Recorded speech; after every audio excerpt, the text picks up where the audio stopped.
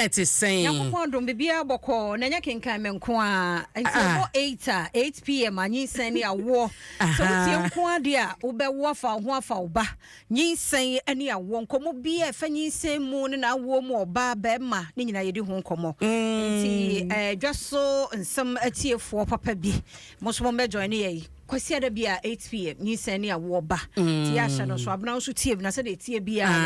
last hour no beba na pese banso bia abi de wachi uwie ya na metwa so ene nkraba she osin kwara ene manfani akwaba ye nua yo meda se enti de obonkrata no ene ye de she ase ye de to so Ghanaian time de obonkrata idi a wode abanie na labor minister na kasei o se yen support aban no na omoama economy nyina na so asomdue nso enkoso o my Ghana mu ye boa ye ho akwakoto aba no nti wo pay 12 a Ghanaian time de obokrata no de aba no pay enro so yenra Alan Tramaten ene enipa mienu bi nso e de wo monkrata akọ isi ho so nso ani da kwan se wo betu franka presidential no nso e wa fie abato mu nti foni eda ni mu ha na fedodo oba pa je mensa ene Alan Tramaten foni na efe pa enti ho asem so eni wo pay 12 ho nso wo de before meko 12 ho no ano afei enimu ha kakra osofo ya wo hwe natural resources so eye owura Samuel Abu Jinapo ni mfonyi kama na nim da ho dwa fefefe wo ha no see illegal mining menace government orders action against Galamsey pushes regional ministers Resex to intensify enforcement efforts nationwide where you brofo Wama intensify ya menne abuake ensem enti enra no ene afia wana kan brofo titriti anu ye no wen enu no yasa say ese enyina resource na wen because de omo kan anya foforo afia say sikadie no a we say se committee bi bem a ene wo TV so say ma ban ntete bibia biem because adwuma na like sika no opa ma nkrofo bi ehu hia ye nyina ye wo de omo kosa so omo kwaji sika no enu na mekan wo de say na operation me say ye benya operation hot bibia Vanguard operation Vanguard ena Galam stop nyina ewo he omukọ na dwuma no ekosi sen efe ko wie che na allegations upon allegations say omukọ kwasesa nkrofo godu ni ade kwagigi nkrofo sika bebre wasofo ekuraje atum problem ba akopa wono age atum se yadan na manyosem no kana we de asi ha kana we de asi obi ade beje ni political points and baby ye duro yi a aka nyame boy ya be abosome miense formula bi enu use ebefa so wo matu agumu na wanso a wo so be sore se me ku atia no wo sa nipa no ye be ku kura woni na me se wo ku kura o to atia o simple anya na make us miense hwin sisa batade na ye ni bre batafia de me anope na me bisa kofi senti no eye nyatwum na ye nyina as Ghanaians ye nyina essence yeti wey until say Ghana water for beka che say nso no muntumi enye hodwa nti yesi na ye nim na ye hunu a restaurant adwuma wa ye Galamsey for this years nyina yesi ye nte ye afa na ye ni abre ye ho na we ye be ye demo ye be ko strike ni ade efi MMDC obi assembly ene ye kromafo ye nyina ye di fo wo mu ye nyina because se emposa ban ena ahye ya ma omo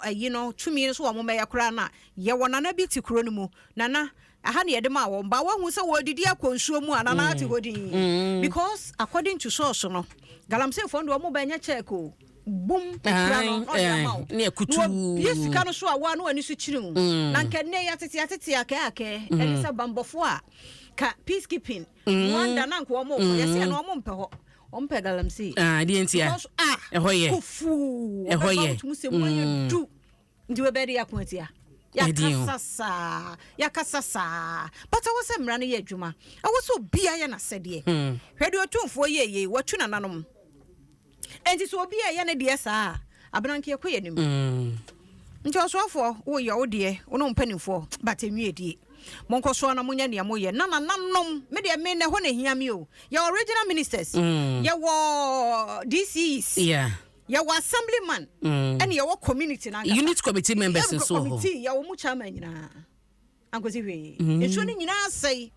e na oba wo akra na ni afra akra afa no oba wias na ni afra e no ye de asama enso ni nyina asai e ne ye no mo se na otiase awurade adom Mercury no afra babia ne holy heart Granke tour was one nyini be ye yare akese ka benya wi esa yare ya bone yi sansa wo so ma me yam no kra no onum chemicals gu so yaka o se de wadi bida yaka ye de banche ye no fita no ko video no ensuo no wo mo de aduro na guma because ensuo no ye brown but I say neat ye white it wo so wudi yaka o se de yare nko a na video bi e no so bobo ba adum kase o mbeyi posifo no mo nkobo ban no rather no wo mo bo galamsey fo no ho ba me say fiasa these allegations ye kan allegations e sase ye ne enti no juma de obi enti no na organized labor associations and CSOs no nyina join so mama ban no bosumi enkoda wie ya antehwede a action ene he demonstration odi o mo be ya ni nyina be kasa o mbeje letter no boko but eno no ye problem no say ye nyina ya mamin komanim the new republic ne dia wono so ede abanie say afi de ayi calf passes verdict say no baba yara ho no enye papa kodioto ye ye afiri da bia Ghana dream unni stadium ba kokra meet international standard we kasasa ne tete na hwan na post akese ni nyina so ye won panifo mo hwe so bosome no omo track na bi enche omo afia enkasa na omo ni ayi omo ni ye de afia enkasa na 4 years so kra ombe san kwoto amasafo ya enkasa oi enti world cup o papa yi we re nyo papa kra o brother pious ana hwan ya kwoto aba wo hoi ni jo no bo emsa kasa no na oni di obeka bi ebia no so da omo pese omo te sa oro omo nye ko US afia anyo omo nyina omo pese omo ko no so you bia we anu odi o afia nti anu da the new republic ani mu ha o da ni mu ha pa ye tinkrani ehunu ni say enya asemu sho obi agye atum den tena we sasa ni otum se campaign de kasa no a ye hia so anu ode na memu a obi ntime nya na hwe mayekom afia na ne de na mehwe onyame anim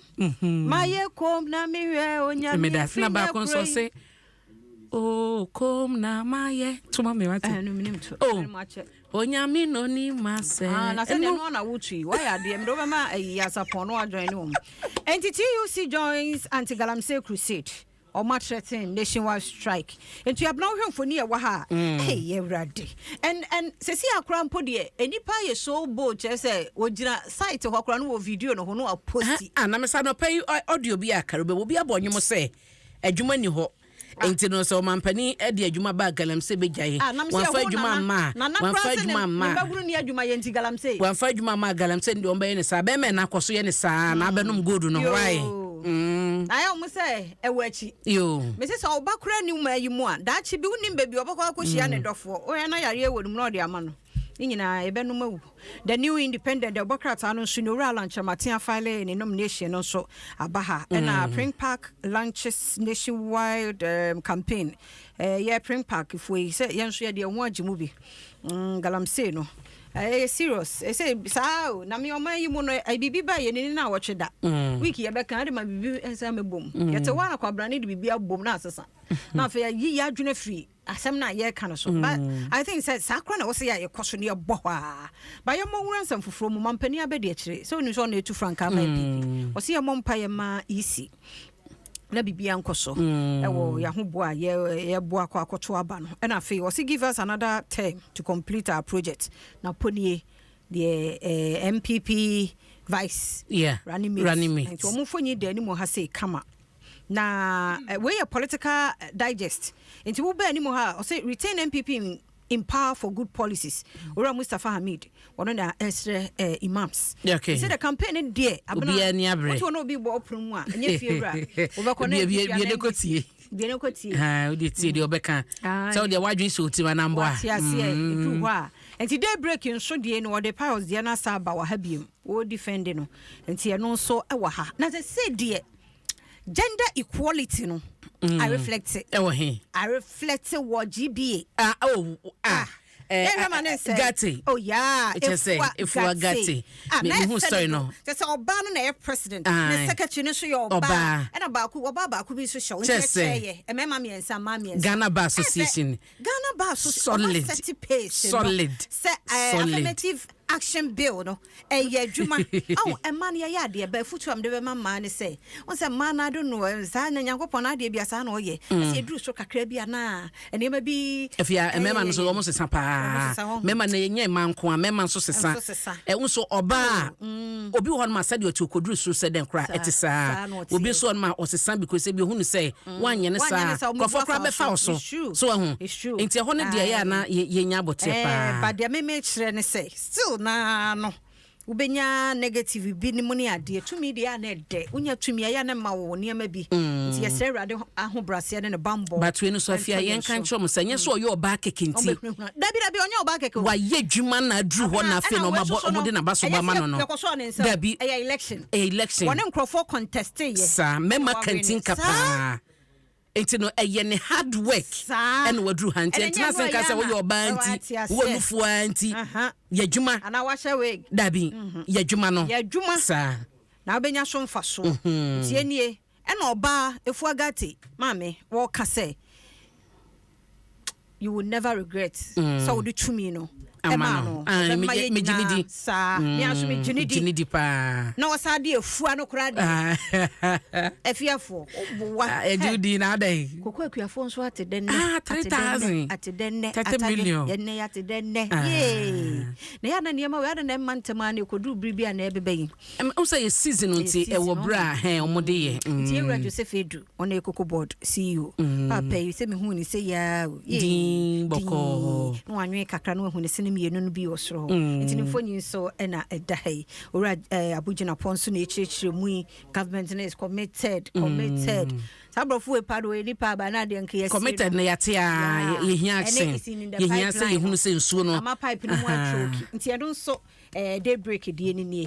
find and so cocoa board and also cocoa 45% price hike no so eda animo has say inflation so about from 20.4 in August no so and Professor Ishen so as a tourism no yemfi hu hwem yemmo na tourism ya na nua nyina na yabubu agu na me etiwafo concern etiwa something di nkomo si nua nyina o matwa atu agu kamere bi atwam nka sa nua no na mframa nsuo topa so o mse be 2 months yo ze nsuo kra ba ko nsuo kro no mu nyama ye ngonwona so ontimo me nyina yemmo abo abena ma me fancy ha